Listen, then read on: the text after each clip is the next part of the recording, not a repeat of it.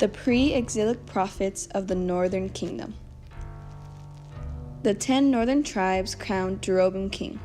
Because he feared that allowing his people to worship in Jerusalem might inspire them to return their loyalty to the southern king, he decided to set up his own places of worship in the northern kingdom. This meant that Israel's own king led his people away from God. King Jeroboam placed 2 golden calves in each of the northern kingdom cities of Dan and Bethel. He told the people that these are the gods they must worship. This led to idolatry and other sins.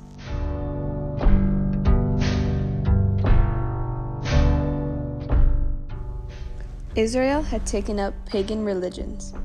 Elijah, an important prophet in the 9th century, sent a famine upon the kingdom in order for them to change their minds.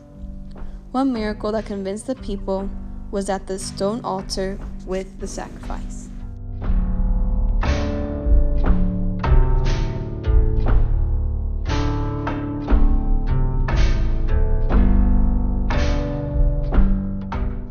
Elijah himself sacrificed a pure animal in the sake of the competition.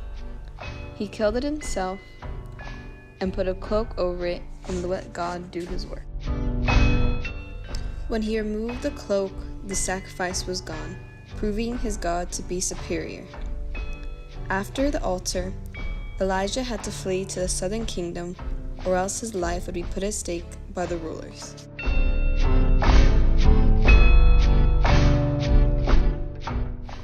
Elisha succeeded Elijah and carried on his work.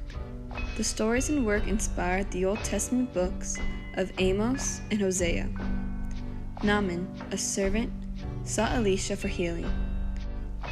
Elisha advised to go wash in the Jordan River 7 times, and then all his illness would be healed.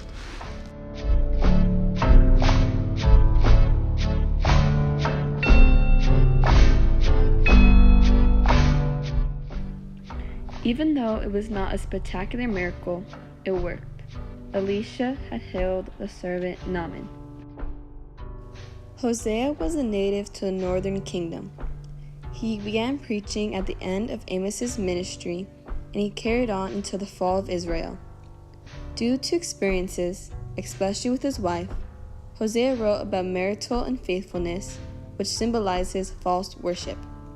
He compared his awful marriage to God's marriage with Israel. Israel had become God's unfaithful lover who worshipped idols. Because of their awful sin, Hosea prophesied that Israel will perish, even though God still loved them. In 722 BC, the Egyptians take over Israel, leading to their destruction and exile. The 27,000 Israelites that were sent into exile are known as the lost tribes of Israel. Over time, they intermarried and lost their identity as God's chosen people. The northern kingdom was no more.